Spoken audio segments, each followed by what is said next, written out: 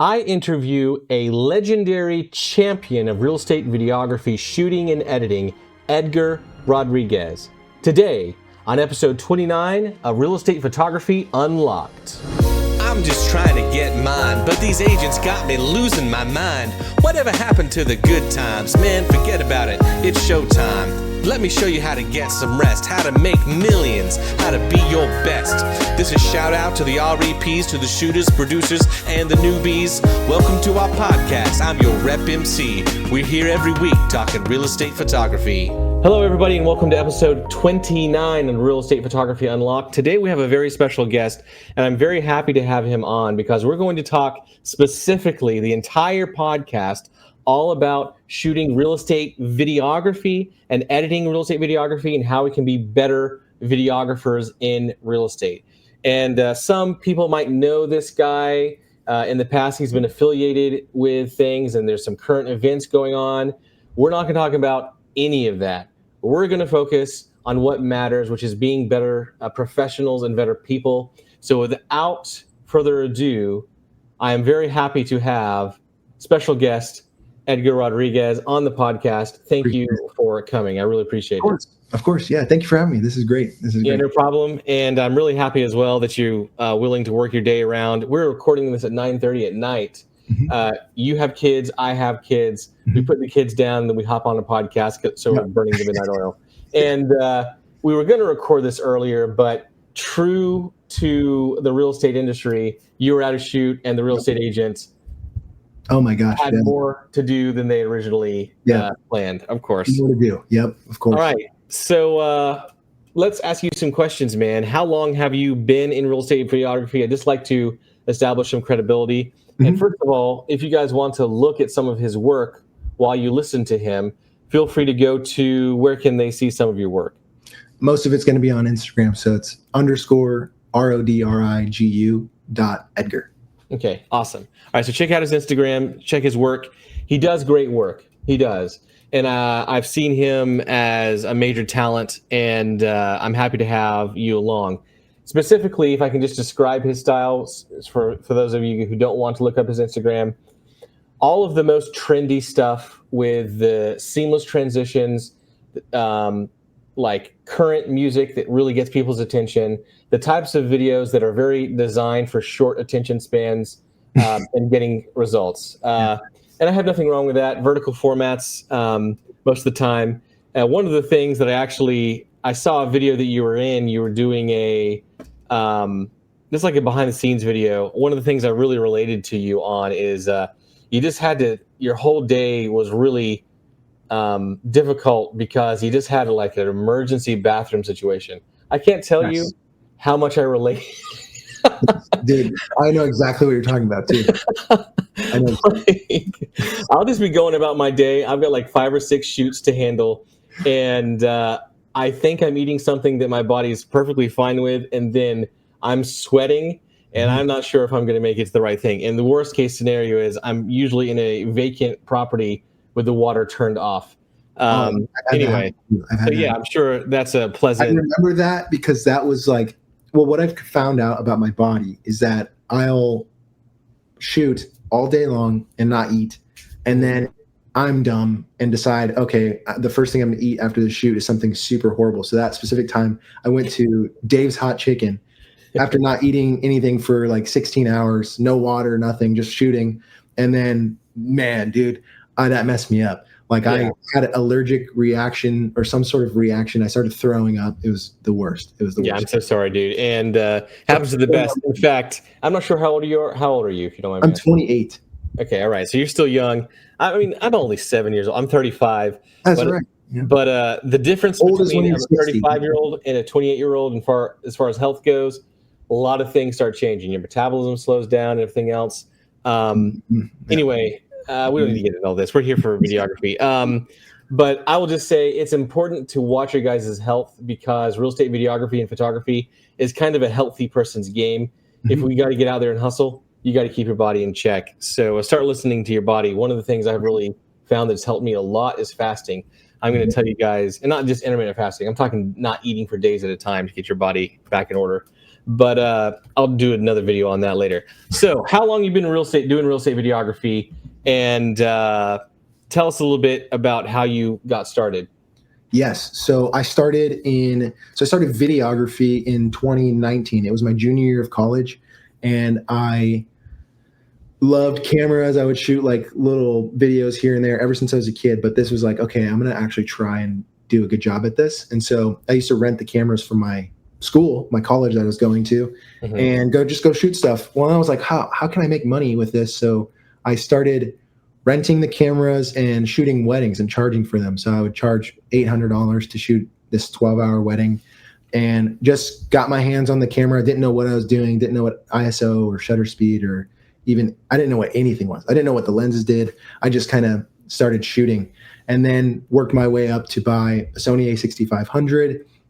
And then I was like, okay, I need to broaden from weddings, because I don't want to be considered a wedding videographer, even though that's what I primarily did for the first 2 years. But I was like, I don't want to be a wedding videographer. I want to be I want to have a video production company, right? And not be like you know what I mean? Yeah, exactly. So I remember actually my first real estate shoot was in 2021, and it was actually in 2020. It was in the winter of 2020. I went on Zillow in Iowa, and I was like, I need to find a house and just start messaging people. And so I started texting all these real estate agents, because their number is plastered on Zillow, and said, hey, I'm a videographer in Cedar Falls, Iowa, and I would love to shoot your property for free, just so I can get my hands-on experience and practice. I'm not promising a crazy cool video, but I would love the opportunity to shoot it. No one said yes to anything except for this one lady who was doing interior design on a home. And she was like, I want a video here. And so I shot that video, and I fell in love like instantly with real estate videography. And so at that time, I did that. I fell in love with it, but I was also working at a sporting goods store too. So I was a salesman. I was selling bikes and weightlifting equipment and all this stuff at this place called Shields, if you don't know it. But it's an awesome sporting goods store. And I was working there, and then I got a message from a local broker who offered me a job, and it was actually a pay cut to go do her full-time video and photo. Oh my gosh! What do they say? A more common match, a better pair. What's that word, figure of speech? Name a better match. I don't know. Yeah, real estate agents and underpaying people. Is that there's nothing new under the sun. So, I mean, I feel like everyone has gone through this, possibly. Yeah. I mean, so I got this message from this broker saying, we love your video that you posted on Facebook. Would you be open to working here? I was like, oh my gosh, this is my big break. So I was making $45,000 a year at this sporting goods store. And then they were like, we'll pay you $38,000 a year. I'm like, okay. So I went to go But hey, I had no kids, no car payments. It was just me. I know. Yeah. All right. It's okay. I'm just saying, guys, if you're out there and a real estate agent offers you $38,000 to work full time, don't do that. They're undercharging you. They know you're worth more. Yes. And they're just taking advantage of you. Quick, before you keep going, let me ask you a few questions. You went to college. What were you going to college for? I was going to college for digital media leadership. So it was half marketing, half like media creation. Okay, very cool. And did you finish? No, I dropped out. As soon as I made my first like $2,000 doing video, I was like, oh, I could have a business. I could be rich. I had 2 classes left in college. And I said, bump this.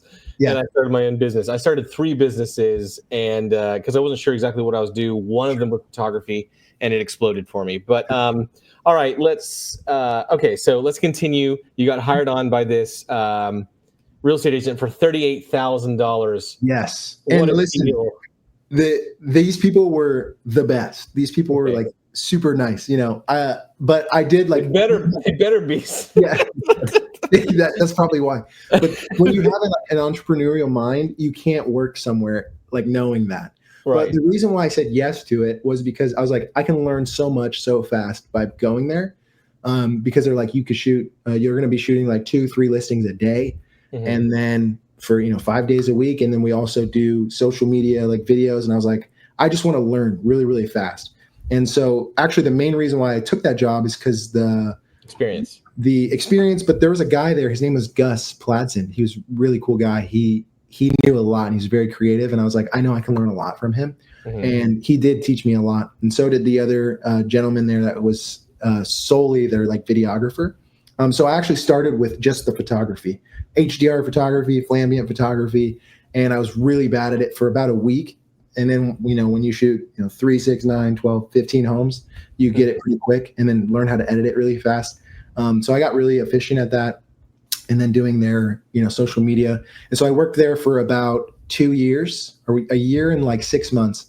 And then I was like realizing, that's when the realization hit. I was like, okay, I'm getting really, really good at this, and I'm not getting a raise. And I would ask for a raise, and I'd be like, can I get a raise? And they did give me a raise to $40,000 after I said I might quit. And so I was like, I did the math, and I was like, okay, if I could shoot 2 homes a day and charge $500 or $400 minimum, I could be making a lot of money, Right. And so I left and started doing that. I started. What city was this, if you don't mind me asking? It's Cedar Falls, Iowa. And so it's like, there's Des Moines, there's Iowa City, like the big college areas, Ames, and then Cedar Falls is a college town too. That's where I went to college, and then, but small town. Okay, just a quick blurb about this. So the Waterloo Cedar Falls, is that correct? Mm-hmm. Waterloo Cedar Falls. The combined. So I like to just compare combined statistical areas of different areas. That's about a population of like 170,000. Yep. And then Iowa, you said Des Moines. How far is Des Moines away? That was 2 hours away. Okay, so that's a little bit of a distance. All right, 170,000 people isn't that much. So it's a smaller, smaller town. Yes. Yeah. Okay. Because Greensboro here, where I live, is about 750. So 750,000. So you guys were to like, it's about 25% or less size than mine. So did you do okay going out on your own? How did it go? No, I did okay. So I kind of built a small reputation as like really good at photography, videography, because their marketing like went really well. They already had good marketing, but then me and this other guy, we did some crazy stuff that just no one was really doing. And it was really cheesy now that I think about it. But in Iowa, like they're like, man, so once I quit, people found out, hey, we would love to hire you here and here. And I did have a non-compete there. So I was like, I can't work with other realtors within the Cedar Falls, Waterloo area, but I can go to Cedar Rapids, Des Moines, whatever. But the local people, there was builders, designers, interior designers, like all those people who would hire me. Mm-hmm. And we would do, and I had no clue what to charge. I had no clue. So I was like, oh yeah, we can do a retainer, or not a retainer. You could pay me $2,000 a month, and I'll give you 2 videos a week. And so that was very strenuous. And then what they do, they pay you that. And this is for people listening, if they want to, make learn from his experience, pay you monthly, they're always going to try and get as much as they can out of that. And so, especially if you're not knowledgeable about how to communicate and do contracts or, all this stuff, you just be like, $2,000 a month. Sure. Yeah. I'll do whatever you want. And so I was doing that. I was doing 2 videos a month or 2 videos a week. Lots of revisions on those videos. And then they had me doing like mini shortcuts. Like, can you just send me this quick? But they wouldn't pay extra. And so it got really tiring, but it paid the bills because I had probably 5 clients doing $2,000 a month. So that's $10,000 a month. Or is that 10, 2, 4, 6, 8? Yeah. $10,000 a month, which is $120,000 a year. Yeah. And so I did that for about 6 months of doing that, and I got burnt out like that. I got burnt out really fast. I hated it. I thought I didn't want to be a videographer anymore because all these clients were just wanting everything from me. I was literally working from, I was probably working 18 hours a day, shooting, going home, editing, shooting, editing, and I would only take Sundays off. And that's how it is for me now, but at least I have a structure to my day now. But it burnt me out fast. So I stopped doing that. I was like, I'm going back to weddings because this is terrible. So I stopped those contracts, or not contracts, but those agreements. I'm like, hey, I'm going to slow down. And then I started upcharging. I'm like, the price is actually going to be $3,000 a month because we're doing so much extra stuff. And then 4 of those 5 people fell off. And so I was making $3,000 a month from one person and then doing weddings. And I I don't know if I said this yet, but I was like, I don't really care about the money. I just want to get better. Like I just want to get better. I get it.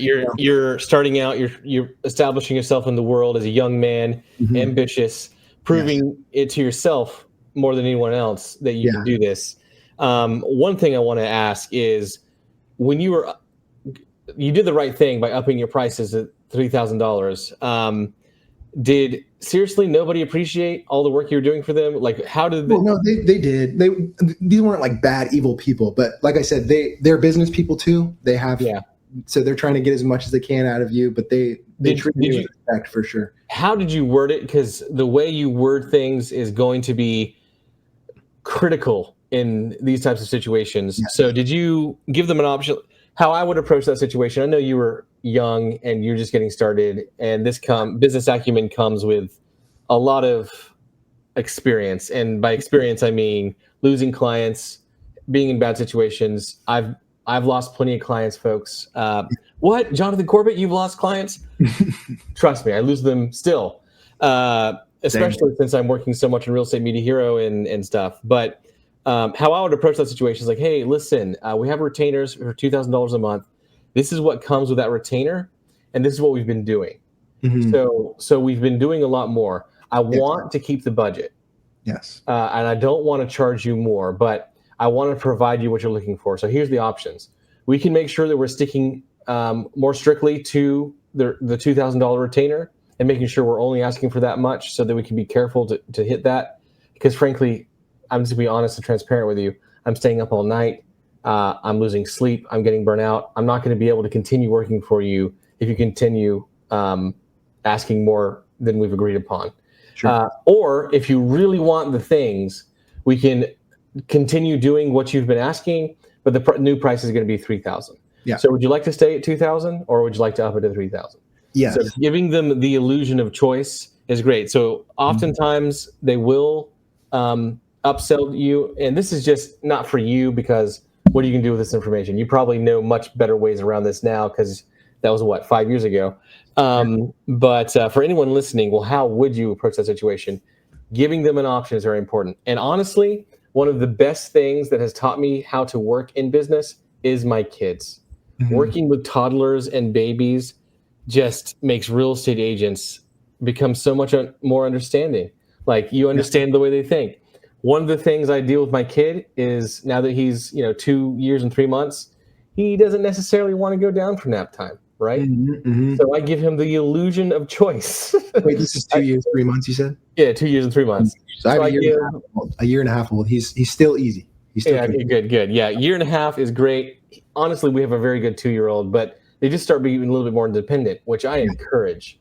I want my kids. I believe all humans should be as independent as they possibly can, and nobody should be taken advantage of, and everybody should question anyone trying to sell you something. Okay. By the way, if you guys want to check out Real Estate Media Hero, go to realestatemediahero.com.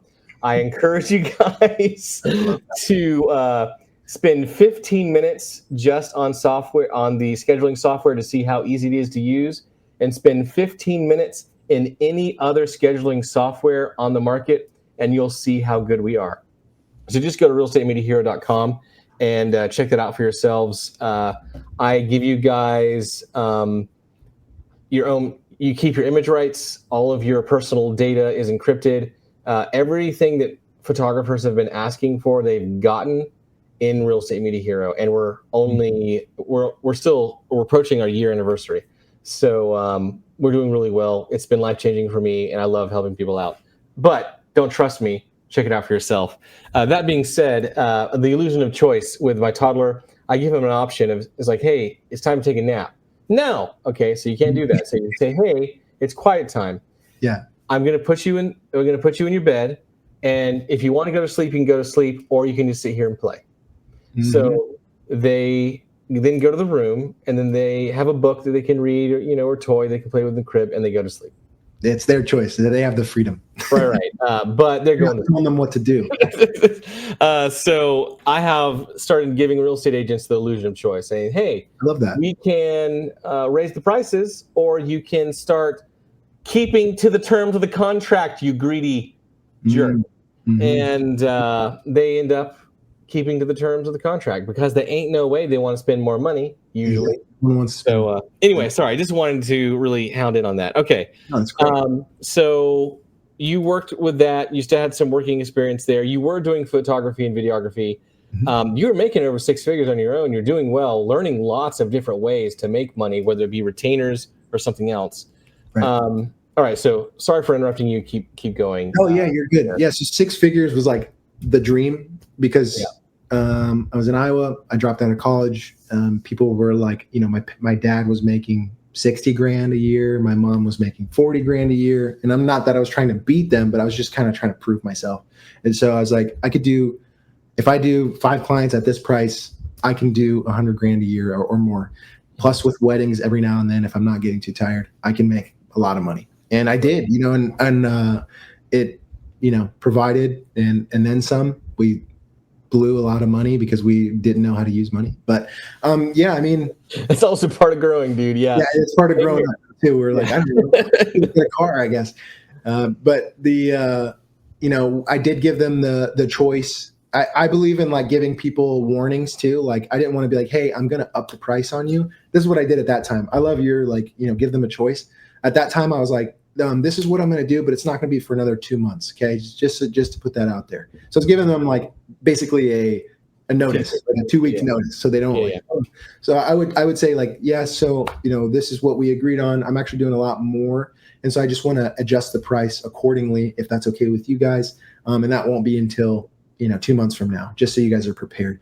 And most of them, they were like, okay, sounds great. And the time. And then when we got to that portion, they would be like, oh, we actually hired a marketing manager. We actually hired a social media manager. We hired so-and-so. I'm like, great, that's fine.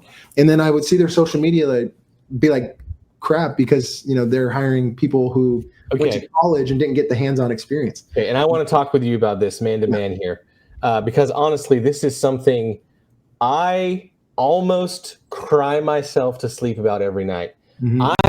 I truly have made appointments to the optometrist to check for eye cancer because I cannot believe some of the agents that I work with or have worked with in the past or I've talked to and have never worked with me, and they put some of the most horrific, awful, embarrassing, cringy, brand-destroying, absolute horrific war crime of humanity contents out there, and they're proud of it. I know. And the other agents will be in the comments, oh my goodness, this is so cute. Oh my gosh, you're just so silly. Look at you, girl. You're just imagine what life is going to be like in, say like 20 years, like the young real estate agents now, they're going to be doing the speed ramps and the 3D text in their videos 20 years from now. And people are like, what is that? Oh my gosh. I don't know. Well, also they just have no taste. Like, I don't know. Like I've already seen that. And they're like, oh, post. Yes. I've already seen, I get hit with all sorts of ads on my Facebooks and my Instagram. And one of the ads I get hit with all the time is like, hey, real estate agents, do you want professional videography? Record your own stuff and just send it to us, right? So, and I've seen people take advantage of that, and it's just horrific. Obviously, seeing real estate agents take stuff with their cell phone and try to have it professionally done, especially with those. I feel like they don't understand, I don't know. They don't understand. They don't understand how to download and open a zip file, Edgar. Of course, they don't know how to freaking send them a Dropbox link. They'll be like, can you email it to me as a Vimeo link, please? I'm like, just click download. Yeah. All right. So my question in all this, you were mentioning how their social media would just drop off a cliff, and the results would as well. Does it never sink into them that hiring a $75 whatever is absolutely destroying, is costing? I heard a contractor tell me one time that was fantastic. And he said, if you think a professional is expensive, just wait till you hire an amateur. And I have done work with one real estate agent who had a $3 million property, which is a major deal here in North Carolina. Okay. And they didn't want to do twilights. They didn't want to do video. They just wanted to do standard photos. And I was like, listen, the commission on this is like $100,000. I'm not trying to rob you, like by asking you to do another $500 on this listing. I'm telling you, this this house in particular has very fancy lighting and a pool with a fountain in the back. It's going to look gorgeous if we do a twilight shoot. Mhm. Are you sure you don't want to do it? No, thank you. We just don't want to spend the money on this. And they don't, okay? Another real estate agent gets it. Someone who does use me, he takes all my recommendations. It sells in less than 3 weeks. So just steal this story and share it to your real estate agents. Congratulations. You guys saved $500 on photography. It cost you 6 figures. So how expensive was that photography really? Right. Anyway, sorry. It's These are the kind of things that just, it's an investment that does return. It does. Yeah. It just takes consistency and belief, and then trusting the people who literally this is all we think about. But the question, right. But the question I have is, have you been able to get it through dense, thick-headed real estate agents, cheap real estate agents' heads, and they actually just believe in it? They stop getting Zillow leads for like $1,000 a lead and pay you $300 and get better results. Have you found people to actually learn that lesson and embrace it? Yes. Okay, yes. how? Usually, How? so We usually all want to know. I have to take the sacrifice because I'll make I'll evaluate them personally, and I'll be like, okay, these guys are doing good business. If they just do this one thing, it will set them apart like crazy, Yeah. And so usually I get into that belief so heavily that I'm willing to take the sacrifice, and I say, listen, give me one opportunity here to let me do whatever I want. Let me do whatever I want to the property. Let me do the script. Let me do this package, so to speak. Right. And then I'm going to give it to you, and I'm not going to charge you for it. But when it works, you have to pay the full price. And they always say, yes, yeah, let's do it because it's free in the moment. And most of the time, not all the time, but most of the time, they, it's kind of like, I told you so. But it's so rewarding because it's like they see the value in it. One experience I had was actually when I was first starting out in Iowa. No one in Iowa, I shouldn't say no one, but most realtors in Iowa, like if I go to all the realtors I know, their pages, I'm like, man, what are you doing? What are you doing? But I found this guy who was selling luxury homes in Iowa, and they were, $1.5, $1.6 million. They were beautiful homes, well built, and his media was just so bad. And I asked him, I didn't say that, but I was like, hey, I feel like I could do a great job on your media if you, whatever, give me a shot. And he's like, oh, my daughter does it. She does it for $75. I'm like, that's perfect. And I'm not telling you to fire your daughter by any means. I said, what I would love to do is give you a free video so you could see what the potential is that you can have in your business. And if you like it, great. If you don't, you can block my number. And he's like, yeah, sounds good. Yeah, come on over. So I gave him the full treatment, day to nights. I spent all day at the property and gave him this. Still to this day is one of my favorite videos I ever made. And he then was like, oh my gosh, what do you charge for this? What do you charge for this? I'm like, well, for a regular shoot, it's like, budget wise for Iowa, I was charging minimum $600 for the video. I said, but something that you just watched just now is $1,200. And he was willing to do it. He actually had the whole street built.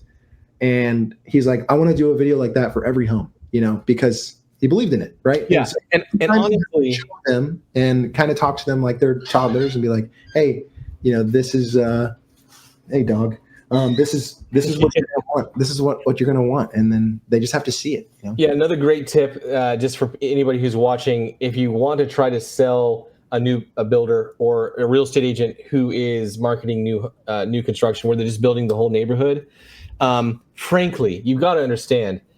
If they have a contractor out there to do anything, they're probably paying $500 to $700 just to have them show up. And this could be, hey, the sidewalk isn't as clean as it should be. Can we have someone come out and power wash it? Easily. That's going to be $500 or $700. Hey, the grass hasn't been growing fast enough. Can we have it reseeded? They call a landscaper out to reseed it and set it up. That's going to cost money. So you have to separate the idea or the feeling in your chest from $500 or $700 is a lot of money. It is nothing to these builders, and you just have to prove your worth with them. And I'm not saying like, oh, know your worth, know your value. What I'm saying is, be able to overcome objections. So just being able to say, hey, listen, you've got $1 million home here. You've put a lot of money into this. Do you want to market it like it's a $100,000 home, or do you want to market it like it's $1 million home? Because if you put all of this money and time and effort into getting this development started and building the home, and you make it look like trash, what are you doing? The single best thing here's my advice: build a $500,000 home and hire an incredible videographer to market it. I guarantee you're gonna get a better return on your money. But making $1 million home and not marketing it properly is easily the stupidest thing you can do. So pay me the same amount you'd pay your landscaper to come out here and reseed, to make this thing sell and make the buyers ecstatic and excited, and they can't close soon enough. And to make you look good for as a realtor, it's an investment. Yeah. It's gonna live on your website, your pages. People, like potential sellers, are gonna look at it and be like, this guy markets his stuff really well. Yeah, and it's just gonna boost. It's just gonna spiral the whole business upwards. You guys just got to believe in yourself, not be worried about, oh, it's so expensive. It's not, and frankly, other people in other contractors or professionals are going to hate that I'm saying this, but frankly, we're a lot more skilled than a lot of the people real estate agents work with. We just are. What we do is a little bit underappreciated. That is our own fault, by the way, because we do a little bit too much for free. By the way, I love your thing about, if I don't deliver the results, then it's free. But if I do, then pay me. That's genius. All right, sorry. I'm interrupting you because I feel like you're coming from such an incredible wealth of experience. Yeah. And more people need to know about that. Okay. So keep going. You're going through your career. You are figuring some things out with real estate videography and so forth. What's next in your life? Yeah. So I got burnt out, and then we ended up having my son. And so we had my son, and I was like, I had that moment of panic as a dad. Like, I'm like, oh my gosh, is this business even the right thing? And how old are you? How old are you when you have him? I'm 20. How old was I?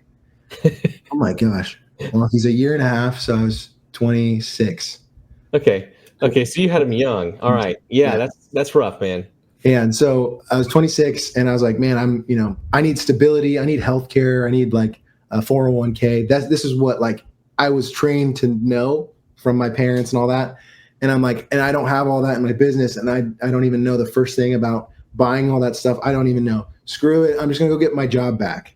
Okay. And so I went back to the brokerage, went back to a brokerage, not the same brokerage, just back to a brokerage, paid me the same amount, actually more. And I worked there for, I don't even know, less than a year, 6 months. And I was like, I don't know why I did this. This was so stupid.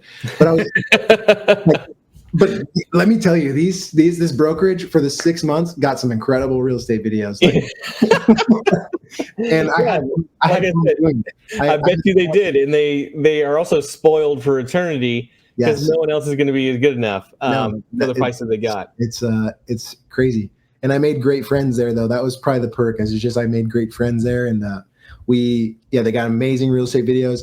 And then the 910 Academy came up on Facebook, and I was like, oh my gosh, this guy's going to teach luxury real estate video, and it sparked something in me. And I was like, that's all I want to do. That's what I wanted to do in the first place. What am I doing here? Whatever.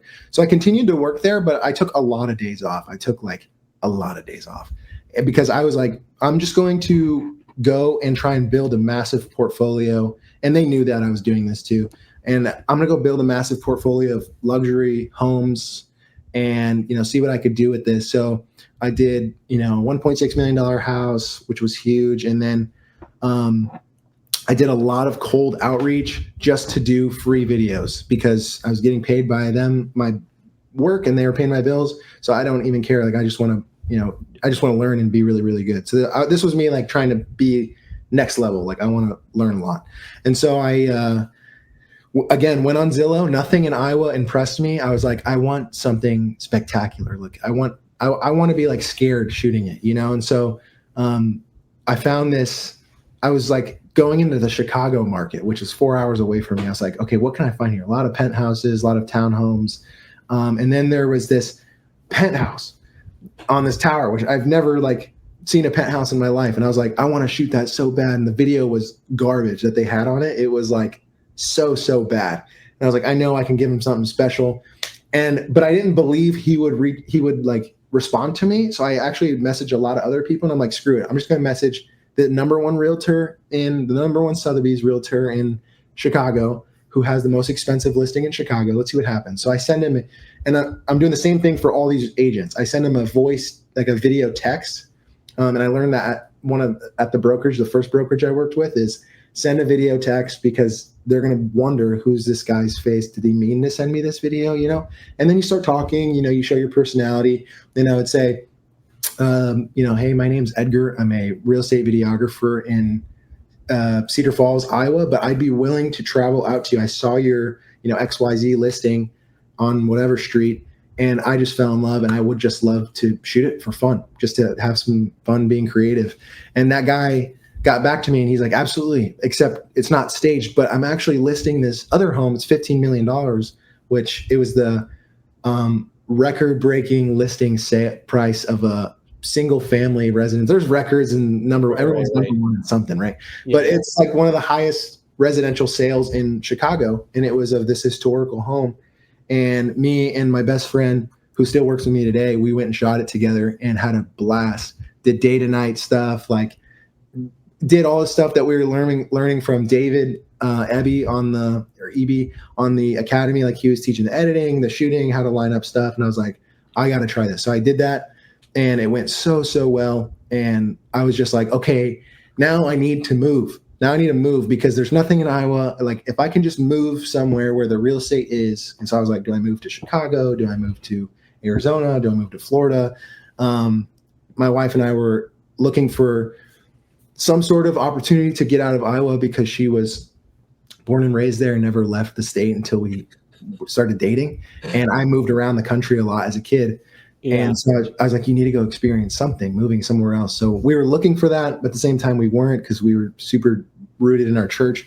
And then the opportunity was presented to us to move here for Studio 910. And that was like a big shock. I said no a couple times. And then I was like praying about it, had a lot of conversations, spiritual conversations. And I was like, okay, yeah, this is what I should do. This sounds almost perfect for me to come and do that. So I moved here and continued to learn, because the houses I'm shooting here are they're monstrosities compared to what I was doing there. Like the rules that you have to follow here, and then the real estate itself, it's very intimidating at first, but then now it's just so fun. It's so fun. Mm-hmm. Okay. Yeah. Well, awesome, man. And now, fast forward, you're back on your own. Mm-hmm. Where are you going? So these are a few questions I want to ask you. Sure. So first of all, your story is amazing. And I know you do great work. And I also know you had name dropped David Eby. I really admire him as well. I think he's got a great style. Okay, so let's move on to some other things. Now that you have all this experience and you've worked with other companies and you've worked with yourself for a lot of time, now that you're back on your own, what do you think is like the ideal business? What are you going to be building after this?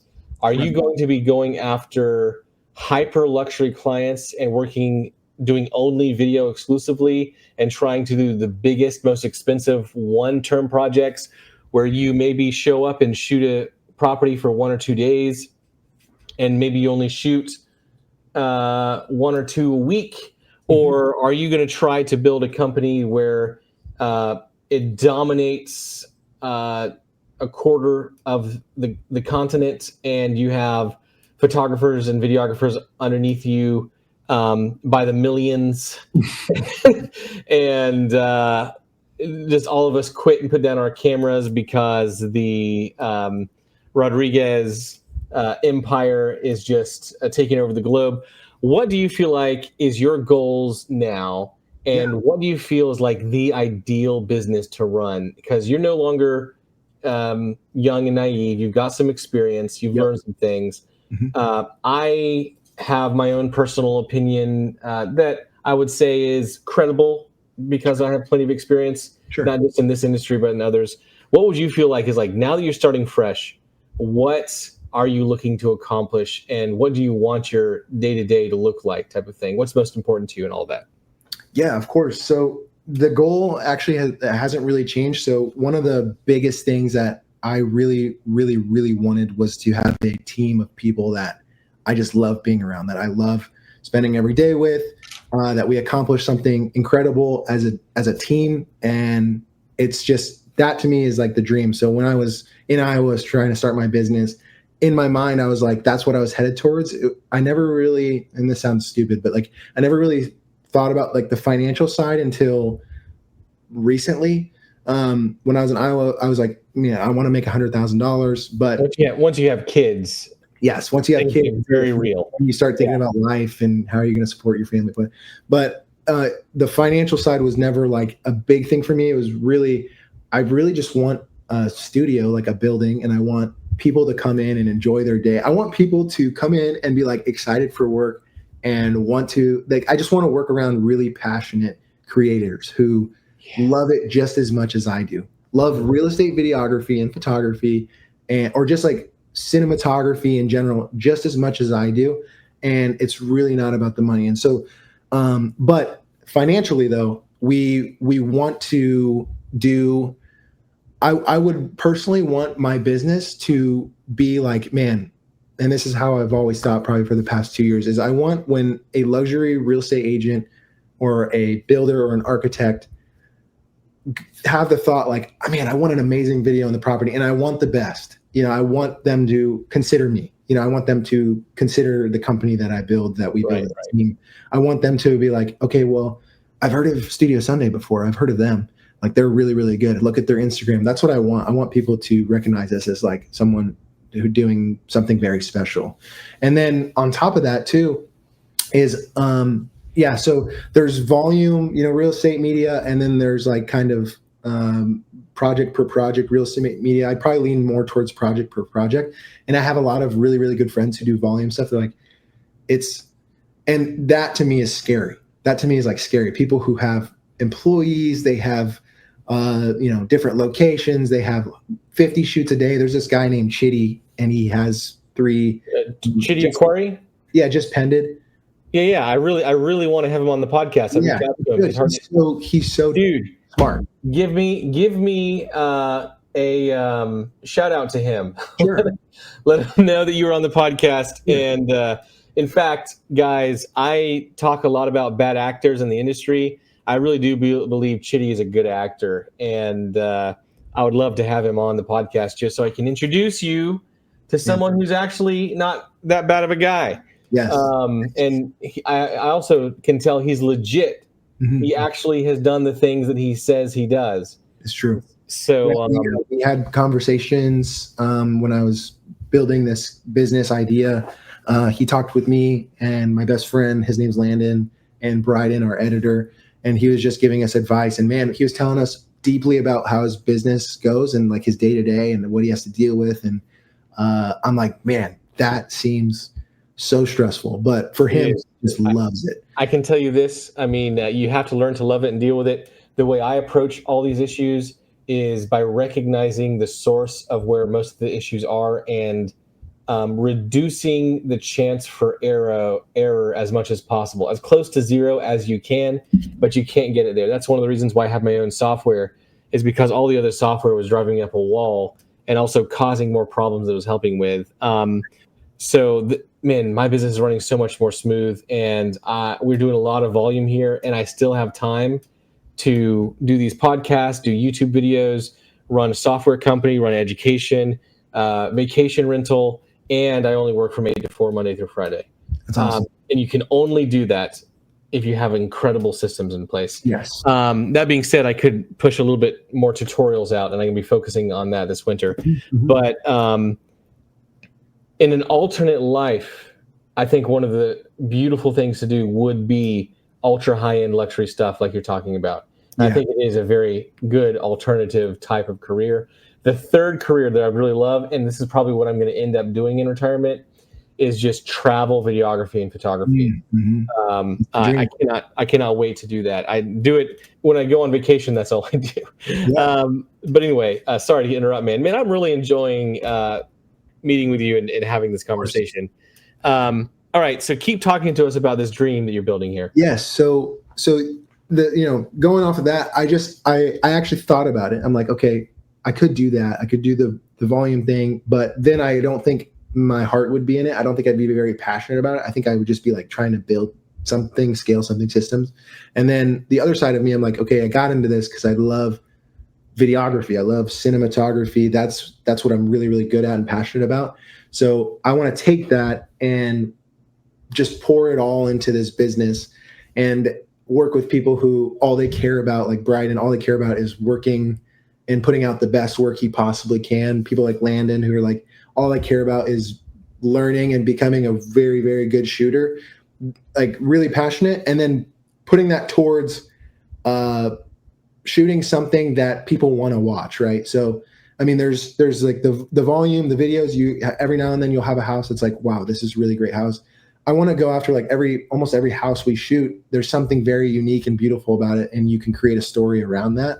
And then I want to charge for that, so the dream here would be to, the market we're in is super cool. It's super beautiful. Like you have Palm Beach Island, which is like where all the elite people live, and it's insane. And the homes are very private, and they're kind of traditional and very, very cool. And then they're building all this new stuff that I see stuff in homes almost every day that I've never seen in my life, like some sort of amenity that I'm like, why do you need that? And the lighting and like the architecture that goes into the build, it's all like, even the people that are working here doing the building, the architecture and the real estate are all really passionate about that. So it's kind of one big cohesive community of people that just love this, and then the buyers and sellers, they could care less. They're just like, yeah. I mean, that looks great, but you got Palm Beach, you got Boca Raton, Fort Lauderdale. These are all places where like celebrities live, CEOs, they have massive homes. Miami, obviously, which I hate Miami, but I know I have to go there. What, nightlife isn't for you, bro? No, you don't like going and just getting wasted and drugged up and going to nightclubs and oh my gosh, no, hitting on young women who just want a money-driven, dude. No, you don't want. I took my wife to Miami once, and I was like, "You have to check it out. I mean, this is it. We're out of Iowa. This is the city. This is what you see on TV." And we go there, and we're just like, "Oh my gosh, I want to go home." Awesome. You and I are very much cut from the same cloth. Yeah. We are. So we have all this amazing real estate, and so I would just love, at least at the very minimum, for this amount of real estate to be when something really special hits the market, and I want Edgar to do it because I know he's going to pour his heart out into that, and we do every time, no matter what the house is. Really, I mean, we shoot some every now and then. We'll shoot $1 million house, $2 million house, because the agent is, they sell luxury, but then they also sell regular homes, and we pour our hearts out in those too. We just did like a townhome that was $3 million, which here is like pretty. I would probably like make that equivalent to like a $500,000 home in Iowa. Did you say a townhome for $3 million? Yeah. Get out of here. You know what? Podcast is over. That's a bunch of bull. And a $3 million townhouse. Yeah. Oh yeah. That is so much fuck. Yeah. What is this bull, dude? Like, I'm in North Carolina. I know that we don't have the highest pricing in the country. I know that we're actually one of the lower pricing outside of like Alabama. Sure. But goodness, dude, $3 million for a townhome? You got to be kidding me. No wonder. Okay, so you have a really great opportunity for doing these luxury markets. All right, let me ask you some questions. Okay. Yes. What are some things you've learned going from Iowa, where it's a little bit more of a standard market, to a specialized market like where you're at? And where's the exact location? Sorry. I'm in Palm Beach, West Palm Beach. Palm Beach is like, you got to have at least $20 million to buy a home there. But here, West Palm Beach is like, our house is a $700,000 house. And what's the average listing there? What's that? What's the average listing go for around there? I don't know off the top of my head. I mean, you could probably look it up, but I'm a very data and statistics driven person. So on average, I would say the homes we're shooting are about 10 to 15 million. Like those are like every time. And in our area of the country, I shot a $16 million home last year. It's probably the only one I shoot in my career here in North Carolina. I bet it was beautiful though.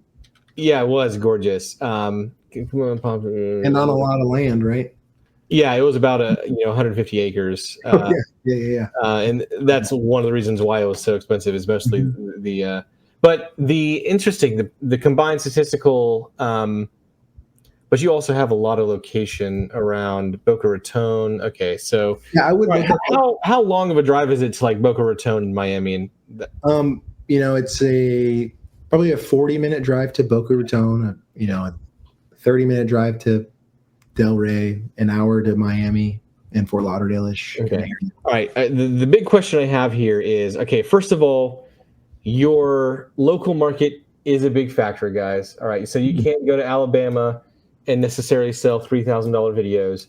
But what is one of the big differences of selling, a $500, $1,000 package with photos, video, drone, that sort of thing, versus selling a dream, a vision to a real estate agent? And what type of real estate agent do you need to find who's willing to drop $5 or 10 grand or however much you charge for a video?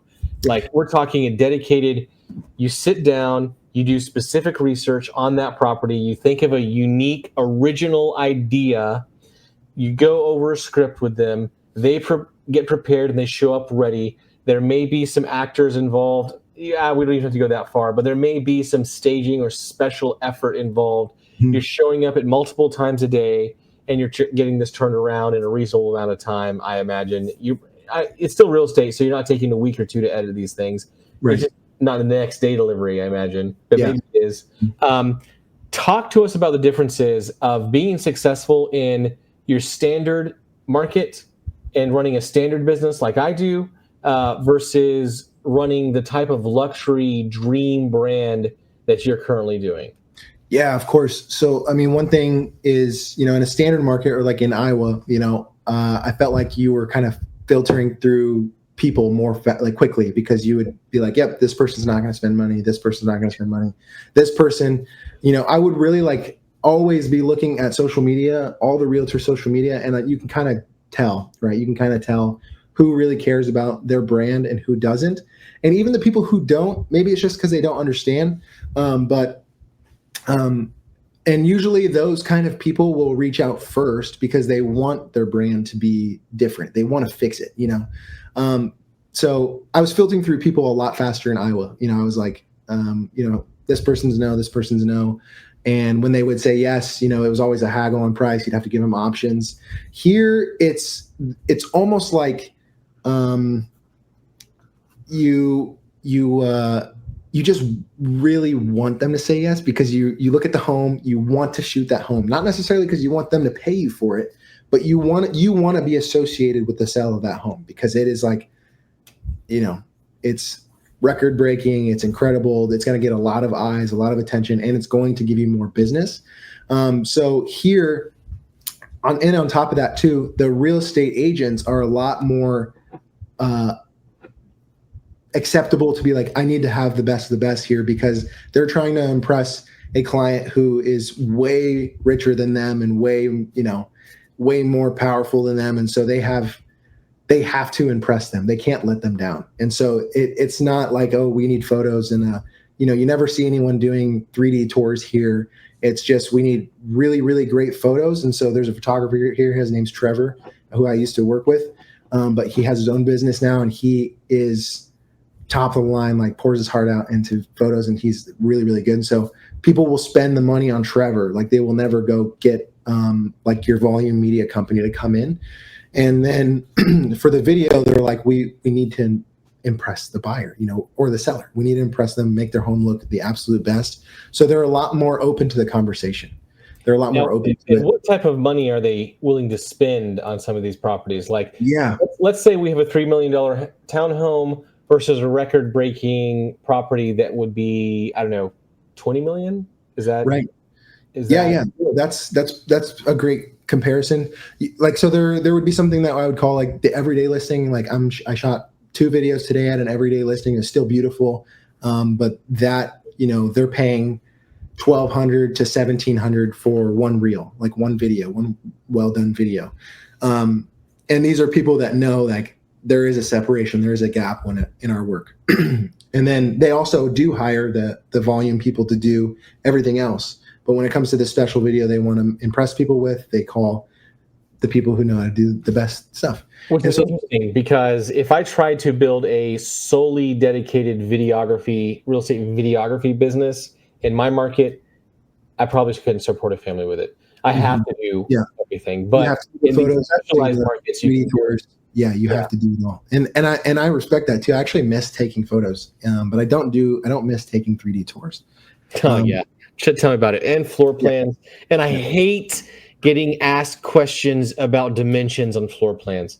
Every time I get the question, I just want to like flush my phone down the toilet. Yeah, I really can't stand it. But myself, they actually have here in like these expensive homes. They have a guy come in, and he's got this wheel cart desk, and he does the dimensions himself. He actually draws the floor plan himself. Yeah, it's so weird. He has got a tape measure and a laser, and I'm like, okay, cool. I'm telling you, if you've got Old Faithful, some real estate agents just love that Old Faithful. And this guy's old. This guy's old. Like, he's been doing this around since the dawn of time. Since they, they had back before they had dunes actually on Miami Beach. All right, so but to continue the 30, 40, $50 million homes. That's when you're selling the dream of like, let's do not just day to nights, but morning to night, because we're on the ocean. Let's do multiple days, because you have to explain, like, you ever see, I tell them, you ever see a video and you're like, something's off, it's not that cool to look at. It's very flat. It's probably because they didn't wait for the right lighting. So for this listing, we would block off 2 days, and hopefully those 2 days are great. If they're not, we give you first priority, and the next sunny time it gets, we're coming out to make sure we get every single room, and we track the sun, and we're like, we know exactly when the room is going to be prime light, each room. And obviously they're not like the laundry room and whatnot, but like each primary main room, we know exactly when prime light's going to be.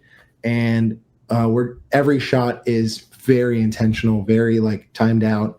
And the music, we're often like pitching that video already to them, like a beautiful video, like textures and this and that.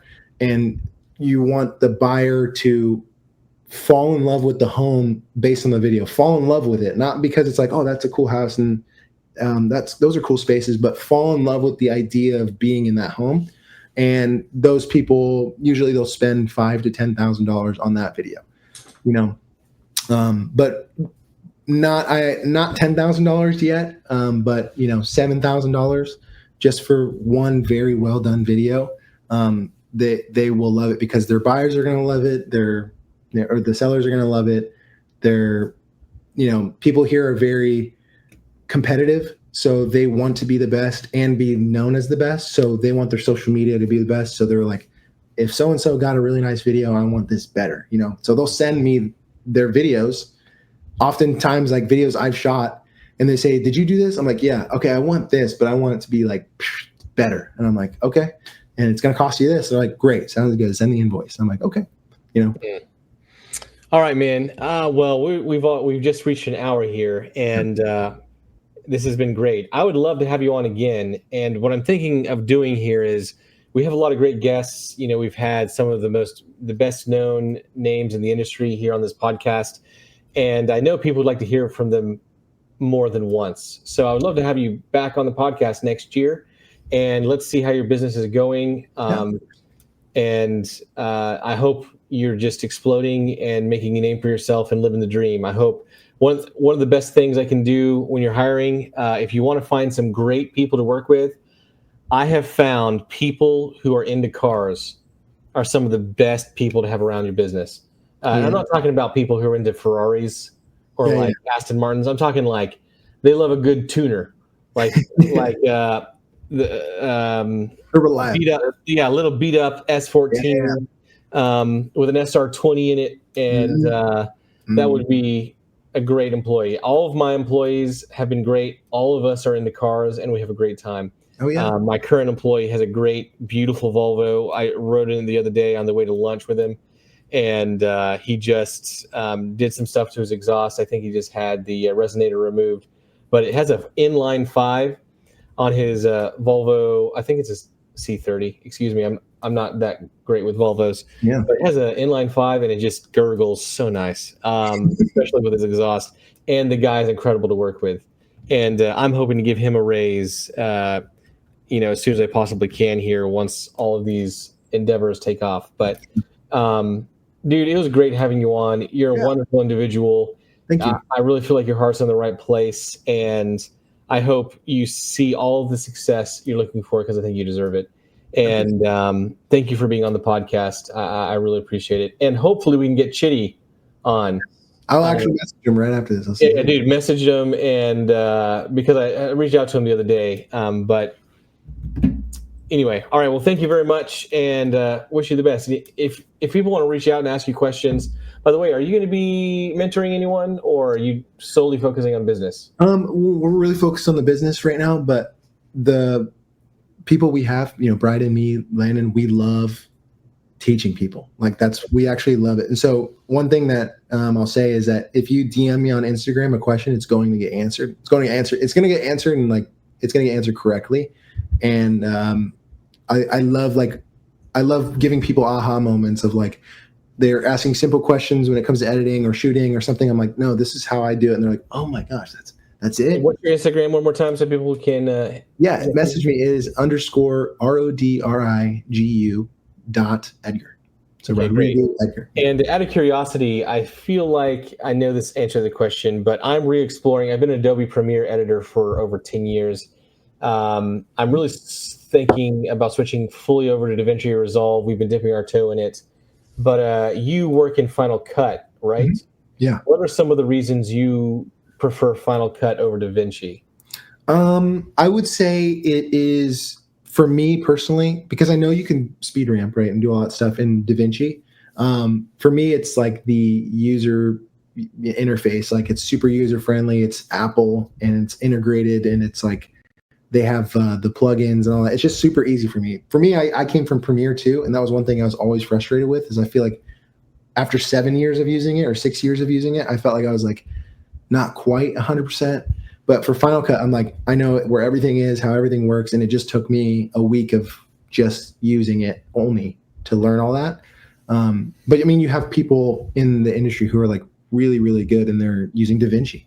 Yeah, I'm DaVinci, and my head hurts, and I'm I don't know what. I just can't bring myself to switch. Why is there a rocket at the bottom of the page? Yeah, right.